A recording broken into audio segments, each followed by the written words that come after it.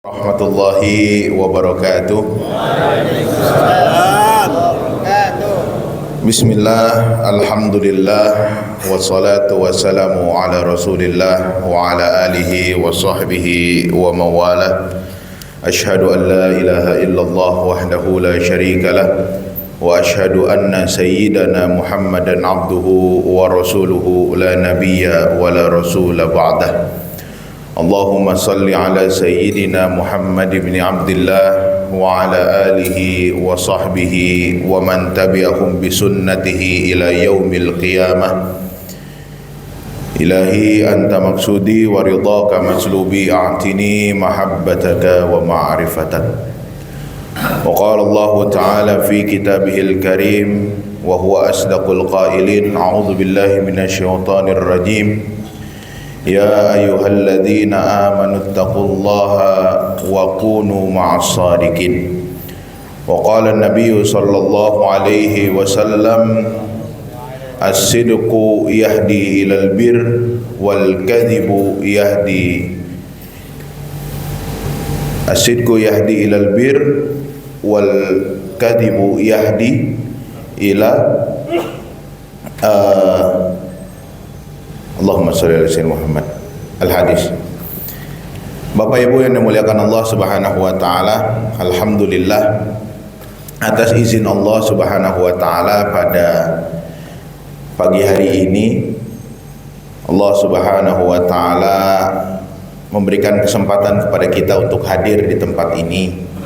Bukan hanya hadir secara fisik, tapi esensi utama dari manaqib adalah bagaimana kita bisa menghadirkan hati kita, menghadirkan rohani kita untuk kita bersama-sama meresapi kedekatan kita dengan orang-orang yang sudah bisa dekat dengan Allah Subhanahu wa taala, yaitu adalah Tuan Syekh Abdul Qadir Al-Jilani qaddasallahu sirrah dan juga pengarsa Abah Syekh Ahmad Sahibul Wafa Tajul Arifin. Maka tentu ini adalah satu karunia yang luar biasa yang diberikan oleh Allah Subhanahu wa taala, dan kesempatan ini tidak diberikan kepada semua orang. Sebagaimana yang Allah Subhanahu wa taala sampaikan bahwa may yahdihillahu fahuwal muhtad. Orang-orang yang dikehendaki mendapatkan hidayah oleh Allah Subhanahu wa taala, maka akan ditunjukkan jalannya, akan ditunjukkan orangnya, akan ditunjukkan yang mendampinginya.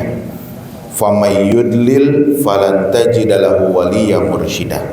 Tetapi orang-orang yang oleh Allah dikehendaki untuk jauh dari Allah Subhanahu wa taala, maka tidak akan pernah ditunjukkan oleh Allah Subhanahu wa taala dengan kekasih-kekasihnya Allah yang mampu menunjukkan jalan kepada Allah Subhanahu wa taala. Maka para ulama ahlu sunnah sepakat bagaimana pentingnya kita di dalam memiliki seorang guru, di dalam mencari seorang guru. Bahkan Syekh Amin Al-Qurdi di dalam kitab Tanwirul Qulubnya itu menyebutkan mengenai dengan status kewajibannya.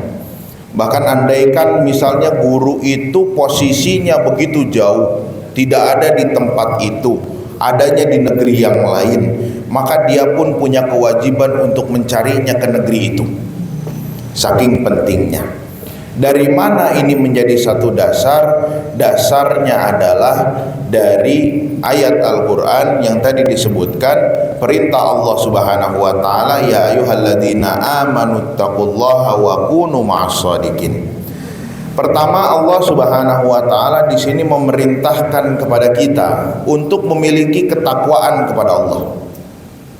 Karena bagaimanapun kita tidak bisa menafikan bahwa ketakwaan kita kepada Allah Subhanahu wa taala adalah di antara jalan untuk kita bisa mendapatkan cintanya Allah Subhanahu wa taala, di antara jalan untuk kita bisa masuk ke dalam surganya Allah Subhanahu wa taala. Karena di dalam surat Ali Imran disebutkan bahwa surga itu uiddat lil muttaqin, disiapkannya untuk orang-orang yang bertakwa kepada Allah Subhanahu wa taala. Tapi takwanya yang seperti apa?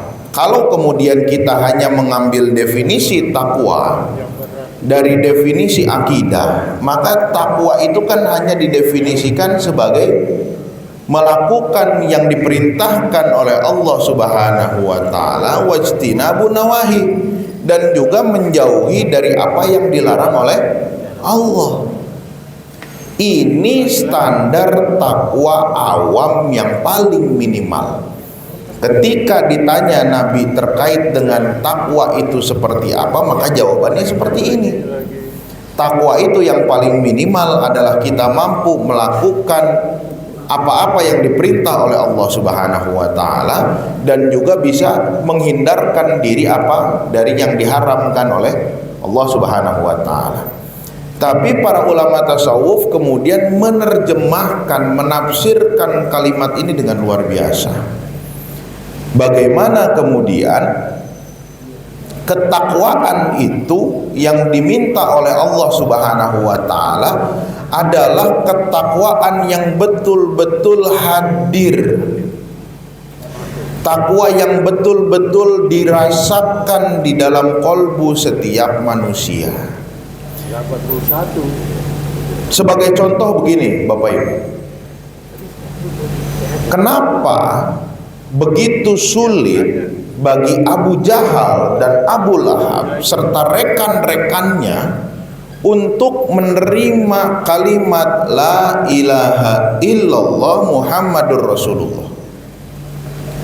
Kalau Abu Jahal, secara menurut Syekh Ramadan Al-Buti, kalau Abu Jahal mau mengucapkan kalimat itu sangat mudah. Karena orang-orang Quraisy, sebagaimana pemahaman dari akidahnya Ibnu Taimiyah, orang-orang Quraisy itu sudah beriman secara rububiyahnya. Makanya di dalam Al-Quran, orang-orang Quraisy itu kan kalau ditanya siapa yang menciptakan langit dan bumi, jawabannya Allah. Siapa yang memberi rizki, jawabannya Allah. Secara rububiyahnya sudah beriman, mudah saja. Kalau misalnya kira-kira konsekuensi dari kalimat la ilaha illallah itu hanyalah tauhid secara rububiyahnya saja, hanya tauhid mengimani Allah sebagai Al-Khaliq, Al-Marzuq, Allah yang menciptakan langit bumi, Allah yang ngasih rizki, Allah yang ngatur alam semesta. Tapi konsekuensinya kan jauh lebih dari itu. Ketika masuk konsekuensinya pada tauhidnya secara ilahiyah atau uluhiyah, maka artinya mengimani Allah Subhanahu wa taala dari segala aspek sisi peribadatan, penghambaan. Dalam pemahaman orang Quraisy saat itu, orang kalau statusnya menjadi al-abd, kita ini kan statusnya abd, betul nggak? Kita ini Abdullah kan, hamba-hamba Allah. Dalam perspektifnya orang Quraisy, al-abd, Abdullah gitu ya, sebagai seorang hamba sahaya, itu tidak bisa melakukan apa-apa selama dia tidak disuruh oleh tuannya, selama dia tidak diperintahkan oleh tuannya, selama dia tidak diberikan ruang oleh tuannya. Kan berat. Artinya Abu Jahal, Abu Lahab, ya, lalu kemudian Al-Mughirah, Utbah bin Rabi'ah, Ikrimah dan lain sebagainya harus meninggalkan kedudukannya sebagai orang yang mengatur Quraisy. Karena yang diberikan hak prerogatif oleh Allah untuk mengatur manusia adalah baginda Nabi Shallallahu Alaihi Wasallam. Makanya berat. Begitu juga Abu Thalib, kan Abu Thalib begitu. Dalam sebagian riwayat disebutkan Abu Thalib itu kan di penghujung hayatnya sudah mau ngucapin kalimat tauhid, itu sudah mau. Dibisikin kan sama Abu Jahal, kalau ngucapin kalimat tauhid hilang status kamu sebagai petinggi Quraisy. Nggak jadi. Karena konsekuensinya berat. Maka orang kalau misalnya cuma hanya sekedar melaksanakan perintah Allah, menjauhi larangan, bisa didefinisikan bahwa ya bagi sebagian ulama ahlu sunnah itu ya orang ini baru melaksanakan sebagian dari bagian tauhid itu. Makanya Allah menambahkan dalam ayat ini wa kunu ma'as shadiqin, dan bersamailah orang-orang yang as-shadiqin. Dalam konteks ayat bil maksurnya bahwa as-shadiqin di sini adalah al-muhajirin, yaitu orang-orang Mekah. Karena mereka lah yang disebut oleh Allah Subhanahu wa taala, oleh Nabi sallallahu alaihi wasallam sebagai as-shadiqin. Tapi kemudian Ibnu Ajibah di dalam tafsirnya Bahrul Madid menafsirkan dengan sangat menarik bahwa as-shadiqin, ya as-shadiqun di sini bukan hanya sekedar status, tapi itu adalah kedudukan yang bisa dicapai oleh siapapun, bahwa di setiap lintasan zaman pasti ada orang-orang yang as-shadiqun ini. Didefinisikan oleh beliau, as-shadiqun adalah orang-orang yang betul-betul jujur di dalam keimanannya, betul-betul jujur di dalam penghambaannya kepada Allah Subhanahu wa taala, betul-betul jujur di dalam beramalnya. Inilah orang-orang yang disebut dengan as-shadiqun. Kejujuran itu mengantarkan pada kesadaran bahwa orang ini tidak boleh memiliki ikatan apapun kepada selain daripada Allah. Makanya berat. Makanya Allah menyebutkannya as-shadiqin itu wa hasuna ulaika rafiqa, dzalika fadlun minallahi wa kafa billahi syahida. Inilah orang-orang yang mendapatkan kedudukan yang tinggi di sisi Allah Subhanahu wa taala. Karena apa? Karena dia sudah tidak punya lagi keterikatan dengan apapun selain daripada Allah Subhanahu wa taala. Urusannya dia hidup di dunia itu udah cuma buat Allah. Kalau kata Sayyidina Umar di dalam Hilyatul Auliya itu kan disebutkannya begini, saya itu nggak peduli doa mau dikabulin atau enggak, karena berdoa saja itu adalah sudah karunia dari Allah bahwa saya diberikan kesempatan untuk dekat dengan Allah Subhanahu wa taala. Karena balik lagi tujuannya adalah dekat dengan Allah. Tujuannya adalah mengenal Allah. Tujuannya adalah menjadi hambanya Allah. Dunia itu bonus. Dunia itu bonus. Tujuan utamanya adalah bagaimana dekat dengan Allah Subhanahu wa taala. Nah, orang untuk bisa mencapai ini sulit, Pak, jalan sendiri. Orang sampai derajat takwa yang seperti ini sulit jalan sendiri. Makanya Allah perintahkannya kunu ma'as-shadiqin. Kita harus cari orang yang bisa jalan bareng sama kita. Kita harus cari orang yang bisa mendampingi kita untuk sampai ke situ. Maka Al-Imam Al-Wartajibi menyebutkan di dalam tafsir Bahrul Madid dikutip oleh Ibnu Ajibah bahwa di antara pentingnya seseorang di dalam mencapai ketakwaan kepada Allah Subhanahu wa taala, diwajibkan seseorang itu untuk bersuhbah. Bersuhbah. Ya, suhbah itu apa? Suhbah itu adalah kebersamaan dengan orang-orang yang hatinya sudah sampai kepada Allah. Imam Al-Wartajibi memberikan sebuah analoginya seperti ini, ya, bahwa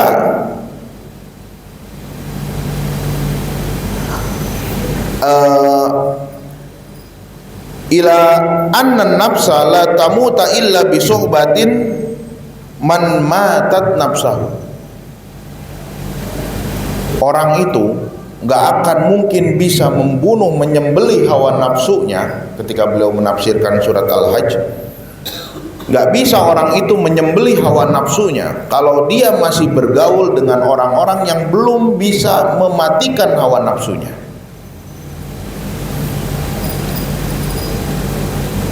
Fala tamutan nafsa ma'a suhbati ahlin nufus al-hayata abadan.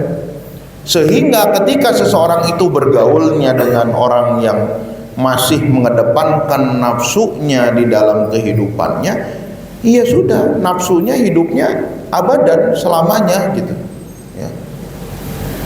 Fa idza matat saqatat junubiha, kalau sudah mati nafsunya, ya sudah, dia akan menjadi terkendali. Memang ini agak berseberangan dengan Ibnu Athaillah. Kalau Ibnu Athaillah bilang nafsu itu jangan dibunuh.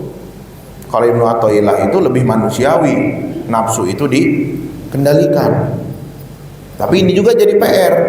Bagaimana kemudian orang itu nggak akan bisa mengendalikan nafsu kalau dia memang bergaulnya dengan orang yang tidak bisa mengendalikan nafsu. Dan suhbah itu gitu ya, disebutkan yang namanya suhbah itu adalah bimulazamah yang pertama. Makanya di sini disebutkannya kunu. Kunu itu bukan menjadi, yang dimaksud pertama di sini adalah membersamai, adanya kebersamaan. Dalam bahasa ahli ilmu al-mulazamah, mulazamah itu artinya dia belajar duduk langsung bareng, hidupnya langsung di situ, itu namanya mulazamah. Maka suhbah itu sebenarnya yang paling tinggi adalah bimulazamatil murid ma'al mursyid, mulazamahnya seorang murid dengan mursyid. Nah, ini bakal bisa dijadikan dalil nih kalau dipotong. Oh, berarti orang Suryalaya udah nggak bisa tuh suhbah untuk mulazamah karena guru mursyidnya sudah wafat. Makanya perlu tuh yang namanya mursyid masih hidup. Makanya Google Mapnya diarahin jauhan dikit. Nah, ini bisa dipotong tuh begitu tuh. Oh, pas lagi kan merah putih. Misalnya gitu ya, misalnya. Itu kan baru definisi yang pertama tadi gitu ya. Definisi yang kedua, mulazamah itu tidak melulu juga tentang duduk bareng. Karena banyak orang yang duduk bareng tapi ternyata hatinya juga tidak bareng. Dalam definisi para ahli tasawuf, yang paling penting adalah hatinya yang duduk bareng. Jadi suhbah itu bagaimana keterikatan hati kita dengan mursyid, ikatan hati seorang murid dengan mursyid. Karena sekali lagi bahwa kedudukan seorang mursyid itu, karomahnya, bimbingan ruhaninya itu subut hatta yaumal qiyamah, sampai kemudian hari kiamat. Bahkan dalam sebagian riwayat kan kalau di Mankoba kan bahasanya Tuan Syekh cukup keras ya. Kalau misalnya satu gitu ya, kalau misalnya muridku di masyrik, aku di maghrib, auratnya terbuka, aku tutupi. Kedua, Tuan Syekh punya buku catatan. Ya, kalau kemudian nanti di akhirat ya ada muridnya yang masuk neraka, aku yang akan menariknya untuk masuk ke dalam surga. Kalau bahasanya Mama Gufron kan jadi penjaga gawang neraka gitu.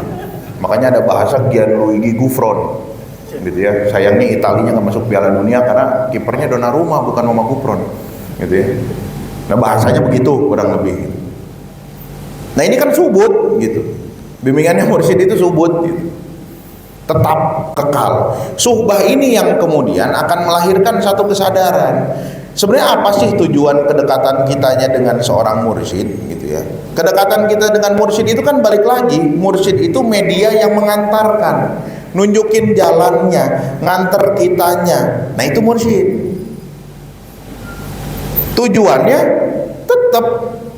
Tujuannya adalah kepada Allah Subhanahu wa taala. Jangan sampai disalahartikan bahwa orang-orang thariqah itu menuhankan mursyid, salah. Kita hanya menjalankan perintah Allah Subhanahu wa taala untuk membersamai orang-orang yang sudah tahu jalannya kepada Allah, sudah sampai kepada Allah, yang betul-betul jujur secara utuh dalam imannya, dalam amalnya, dalam niatnya, dalam ahwalnya, dalam af'alnya. yang betul-betul jujur kepada Allah Subhanahu wa taala. Dan itu bagian dari perintah Allah Subhanahu wa taala. Nah, inilah kurang lebih sebenarnya yang tergambar di dalam Manqobah ke-8. Bagaimana kemudian, kenapa kok di dalam Manqobah itu Tuan Syekh tidak disebutkan dengan gurunya? Karena masih dalam perjalanan. Gurunya Tuan Syekh yang pertama adalah ayahnya dan ibunya.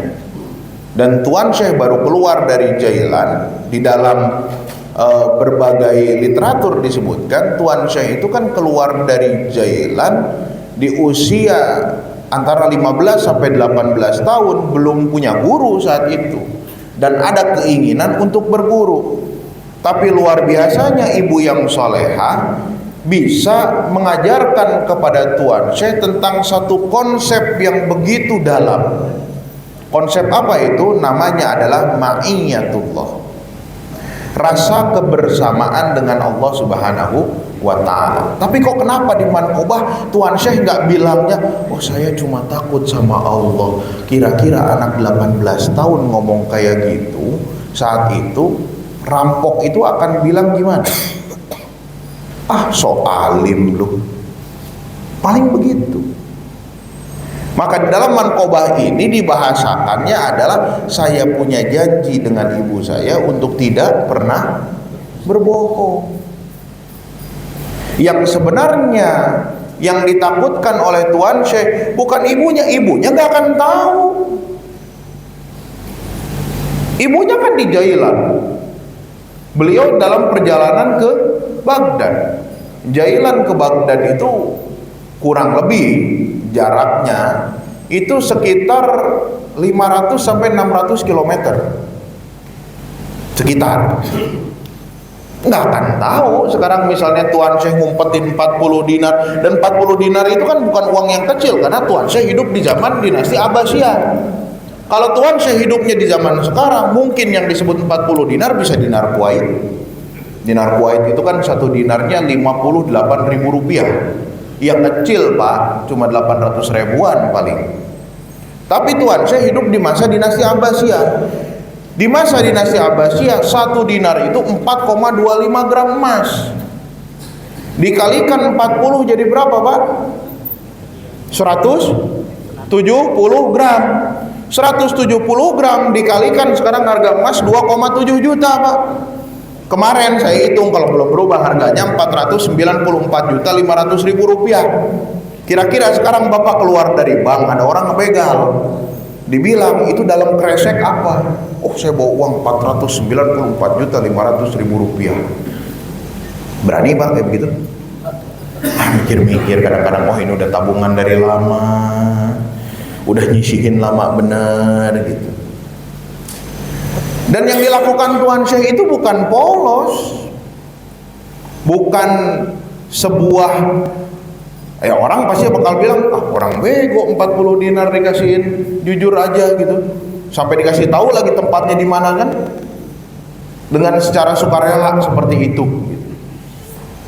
Tapi sebenarnya yang ditunjukkan oleh Tuan Syekh kepada kita adalah bagaimana rasa kebersamaan dengan Allah itu menghadirkan ketenangan karena dia sudah tidak punya lagi urusan dengan dunianya.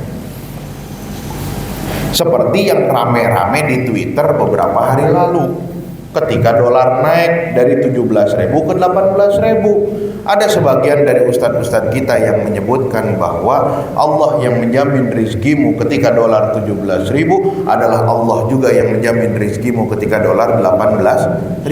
Statement itu nggak salah sama sekali Pak secara nilai tauhid.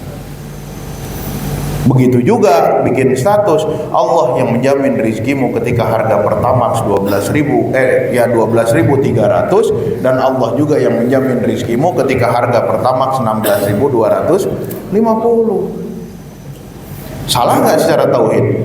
Nggak salah, cuma posisinya beda. Orang yang ngomong kayak gitu mungkin secara pendapatannya sudah jauh lebih besar Pak. Jadi mau Pertamax, dia ngomong begitu mungkin karena makainya Dexlite Pak, 20.000 kan, jadi 16.250 nggak kerasa lah gitu ya. Tapi coba kalau saudara-saudara kita yang masih, Allah jamin rizkinya, rizki itu gak akan pernah tertukar. Kan ada kisah begini Pak, Nabi Isa tuh punya murid Pak. Nabi Isa tuh punya murid. Ini bukan murid yang 9, lain lagi nanti gitu ya. Nabi Isa tuh punya murid. Terus ditanya sama Nabi Isa begini, saya punya 3 karung emas, kamu mau milih 3 karung emas atau mau milih tetap ikut sama saya, belajar sama saya, jadi orang, jadi hamba Allah yang betul-betul berilmu bareng saya? Maka orang ini ngomong sama Nabi Isa, kalau gitu mas saya milih 3 karung emas. Ya logis Pak, saudara-saudara kita tuh banyak yang cuma gara-gara 1 dus Indomie aja geser. Ini 3 karung emas Pak, 3 karung ngangkatnya bagaimana juga bingung 3 karung. Diambillah 3 karung emas itu Pak, dibawa, di tengah jalan dibegal. Rampoknya 2 orang, dia sendiri. Kira-kira kalau dirampok begitu bagaimana biasanya? Dilawan 3 karung emas gitu ya. Pilihannya antara dilawan, kalau udah kepepet ditodong ya udah dikasihin kan begitu, mau nggak mau ya. Tapi ini orang pinter, muridnya Nabi Isa Pak. Dia bilang begini sama rampoknya, musyawarah nih, lagi dirampok musyawarah dia. Ngomong begini, ini kan karung emas ada 3, situ ada 2, saya sendiri, udah kita bagi satu-satu, situ untung saya untung, katanya gitu kan. Logis nggak? Logis. Dia mencoba menyelamatkan apa yang sudah dia dapat. Dibagilah satu-satu Pak. Akhirnya ini 3 orang berteman. Beberapa hari kemudian pasokan makanan habis. Bilanglah si muridnya Nabi Isa ini begini, wah kita butuh makanan. Salah satu dari rampok bilang, udah saya beli, saya tahu di mana tempatnya, saya yang traktir, aman. 3 karung emas, mau traktir nasi padang juga tutup itu warung padangnya. 3 karung emas. Pergilah, dia santai, tanpa disadari 2 rampok ini sudah bersekongkol. Gimana caranya kita bunuh ini orang yang satu biar kita dapat 3 karung emas. Benar, beli makanan diracun. Mati nggak? Dimakan mati Pak. Cuma emang dasarnya bukan rezeki Pak. Ini rampok makan makanan yang sama. Akhirnya mati 3-tiganya. Nabi Isa lewat sama muridnya yang baru, diem Nabi Isa depan muridnya yang mati sama 3 kantong, 3 karung emas. Ditanya Nabi Isa, engkau mengenal orang ini? Saya kenal dekat, dia murid saya. Kenapa kok dia seperti ini? Lihat jawaban Nabi Isa Pak. Begitulah cara Allah menjadikan manusia ketika dia diperbudak dengan dunia, dan begitu pula lah cara Allah menghinakan manusia ketika dia sudah diperbudak dunia. Makanya dalam hadis Pak, ini hadis luar biasa Pak, dalam menurut saya. Hadisnya apa? Bentar Pak, saya cari dulu. Nah, hadisnya begini Pak. Kata Nabi SAW, "Man kanatid dunya hammahu, farraqallahu alaihi amrahu, wa ja'ala faqrahu baina 'ainaihi, wa lam ya'tihi minad dunya illa ma kutibalah." Ketika seseorang sudah menjadikan dunia sebagai fokus utama dia, sebagai tujuan utama dia, maka ada 3 hal yang dijanjikan oleh Nabi SAW. Dijadikan urusannya acak-acakan, farqallahu alaihi amrahu, wa ja'ala faqrahu baina 'ainai, dijadikan kemiskinan di hadapan matanya, artinya dia menjadi miskin. Walam ya'tihi minad dunya illa ma kutibalahu, dia dijadikan kerja keras dari pagi sampai pagi lagi nyari rezeki, tapi yang dikasih Allah ya udah cuma yang udah ditetapin aja, nggak berubah, nggak bertambah. Wa man kanatil akhirah niyatahu jama'allahu lahu amrahu wa ja'ala ginahu fi qalbi wa atatid dunya wa hiya raghimah. Dan ketika seseorang menjadikan Allah dan akhirat sebagai tujuan utama dia, maka Allah Subhanahu wa taala mengurus semua urusannya. Diurusin sama Allah. Makanya Pak, jangan heran kalau ada orang ahli zikir urusannya berasa gampang mulu. Ada orang taat urusannya berasa gampang mulu. Kenapa? Jaminan dari Nabi. Jama'allahu lahu amrahu. Dijadikan gampang, Allah yang urus urusannya. Makanya alhamdulillah Pak, kita istiqomah manakib aja nggak pernah lapar. Tadi kata Ustadz Danu begitu. Kalau ada ustadz Suryalaya kurus berarti jarang manakib. Saya udah 3 bulan diet, 3 bulan diet. Alhamdulillah udah 12 kilo turun. Gitu ya, 12 kilo turun. Cuma yang bikin dietnya lambat itu manakib. Saya pagi-pagi nggak pernah sarapan. Tadi datang udah dikasih nasi uduk, nggak bisa nolak Pak. Susah. Nanti siang makan lagi. Kemarin minggu lalu manakib pagi, ya jam pada zuhur makan. Habis itu ada undangan, makan lagi. Sorenya manakib lagi, makan lagi Pak. Gagal diet. Kenapa kok pengarsa Abah nyuruh kita kalau manakib itu minimal ada yang dikeluarkan, disedekahkan. Kita nggak tahu orang ada yang lagi punya masalah dengan perutnya, datang ke manakib dicukupi perutnya, dan ini adalah bagian dari cara Allah Subhanahu wa taala menyelesaikan masalahnya, kan gitu. Simpelnya gitu, makanya rajin manakib Pak. Kan kata Kiai Wafi juga begitu kan. Ya, rajin-rajin manakib. Kan? Bisa di absen lah, tanya ke Ustadz Danu, ke Ustadz Latif, kan jadwal manakib di Jakarta lengkap 1 bulan, kapan aja minta, gitu ya, minta full gitu ya. Tapi ini jaminan dari Allah Subhanahu wa taala. Yang kedua, wa ja'ala ginahu fi qalbi, dan dijadikan dalam hatinya itu rasa kaya. Hatinya yang dijadikan kaya, Pak. Duitnya boleh tipis, tapi hatinya kaya. Orang kalau hatinya udah kaya, beda sama yang duitnya kaya, Pak. Orang kalau duitnya banyak gak tenang. Makanya muncul kasus pencucian uang. Kenapa? Saking banyak duitnya, Pak. Bingung mau dikemanain. Orang saking banyak duitnya takut dikejar-kejar pajak, Pak. Diakalin lah pajak itu. Coba orang gak punya duit, Pak, boro-boro dikejar pajak, Pak. Yang ada kita ngejar-ngejar Basnas kan begitu. Ya, nyari bansos gitu. Misalnya begitu. Tapi orang yang hatinya cukup dijadikan tenang. Kenapa? Karena ada satu kaidah, kaifa nakhaful faqra wa nahnu abdul ghani. Bagaimana kita takut akan kemiskinan sementara kita adalah hamba Allah yang maha kaya. Sayyidah Khadijah itu, Pak, kan disebutkan oleh Nabi itu asyrafan nisa malan wa nasaban. Wanita di kalangan Quraisy yang paling unggul, paling mulia dari segi nasab dan harta. Tapi ketika beliau meninggal, hartanya habis, Pak.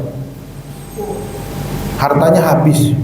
Kenapa? Karena ternyata Sayyidah Khadijah baru menemukan kebahagiaan justru ketika harta itu dikeluarkan. Maka jangan tanggung, Pak. Keluarin, Pak. Kalau ada keliling sebelum khidmat ilmiah, keluarin, Pak. Gitu ya. Pesan sponsor. Ya, ada kris, scan, Pak. Gitu. Keluarkan. Jangan ditahan, karena kebahagiaan kita justru ketika mengeluarkan itu. Dan yang terakhir ini yang paling dahsyat, Pak. Wa atatkud dunya wa hiya raghimah. Dan dijadikan dunia itu mendatangi dia dalam keadaan tunduk. Maka lihat para sahabat, Pak. Pernah nggak lihat dulu zaman, ya saya belum lahir ya, zaman Pak Harto, pernah lihat nggak Pangarsa Abah masang baliho nyalon DPR atau MPR? Nggak pernah, tapi kepilih.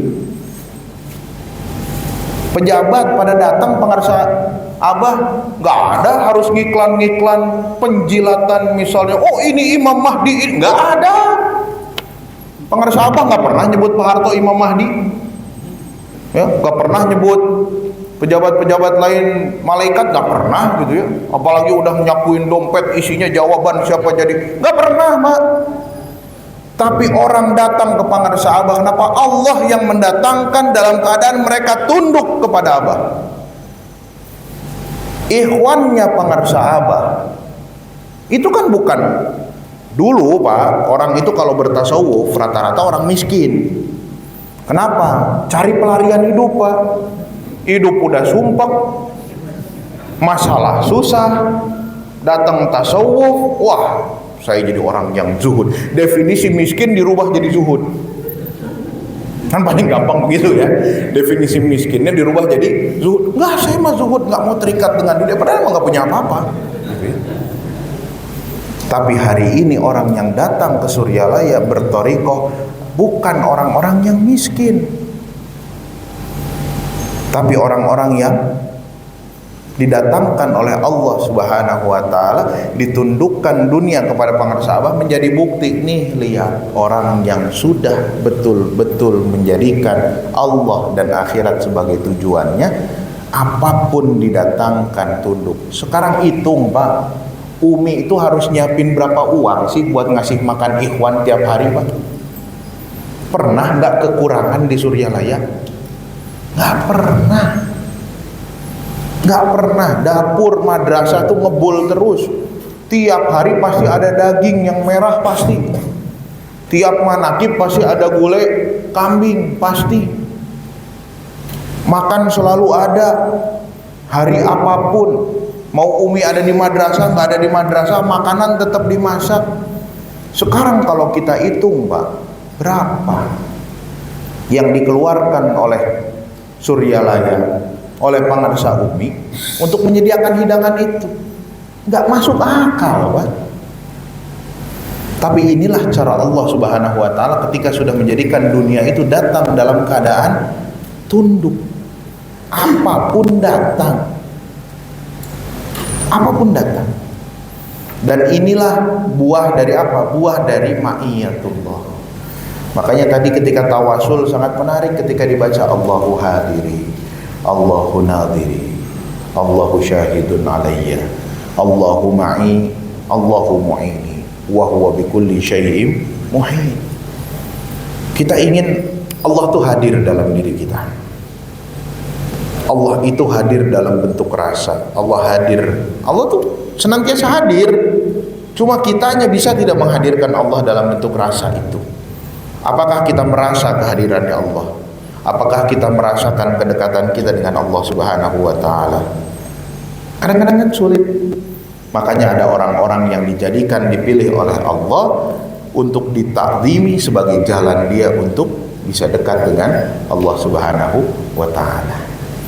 Makanya para guru-guru kami dulu menyampaikan, Pak, kalau ada yang bilang cium tangan itu bid'ah, berlebihan, maka dia perlu ngaca. Kenapa?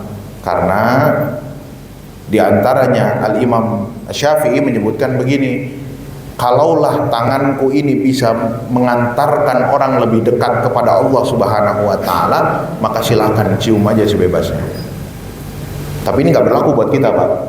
Karena kalau kita diciumin malah jadinya ntar kayak Mama Gupron, susah juga gitu. Tapi kalau orang-orang soleh kan dicium itu kan apa? Ini tangan punyanya Allah, dan Allah kasih kesempatan tangan ini untuk mendekatkan orang kepada Allah. Ya udah, pakai. Ada orang yang ditatap wajahnya mendekatkan dia kepada Allah. Ya udah, silakan tatap wajahnya. Dan itulah yang dilakukan oleh Tuan Syekh. Beliau menatap wajah ibunya, teringat dengan ibunya adalah karena apa? Karena ibunya lah yang menjadi wasilah dia untuk sampai kepada Allah. Maka beruntung, Pak, sekali lagi Bapak Ibu, beruntung sekali, beruntung ketika kemudian kita diperjumpakan dengan seseorang yang sudah bisa sampai kepada Allah. Dan mudah-mudahan kita tidak bergeser satu langkah pun, 1 senti pun, 1 mili pun dari ikhtiar kita, jalan kita untuk terus bisa mendekat kepada Allah Subhanahu wa taala. Dan mudah-mudahan dengan karomah barokahnya pengarsaabah kita bisa terus istiqomah menjadi hamba-hamba Allah yang dekat dengan Allah Subhanahu wa taala. Rabbana iftah bainana wa baina qaumina bil haqqi wa anta khairul fatihin.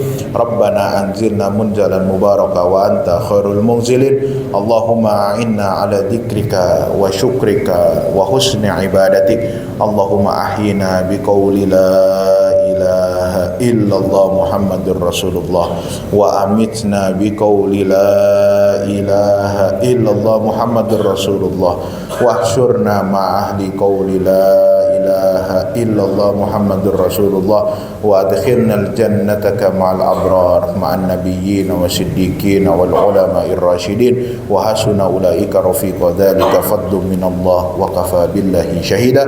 Rabbana atina fid dunya hasanah wa fil akhirati hasanah wa qina adzabannar. Subhana rabbika rabbil izzati amma yasifun wa salamun alal mursalin walhamdulillahi rabbil alamin wa atasimu bihablillah. Al-Fatihah. A'udzubillahi minasyaitonir rajim. Bismillahirrahmanirrahim. Alhamdulillahirabbil alamin arrahmanir rahim maliki yaumiddin. Iyyaka na'budu wa iyyaka nasta'in ihdinas siratal mustaqim siratal ladzina an'amta 'alaihim ghairil maghdubi 'alaihim waladdallin. Kita langsung tutup dengan Bani Hashim 3 kali. Allahumma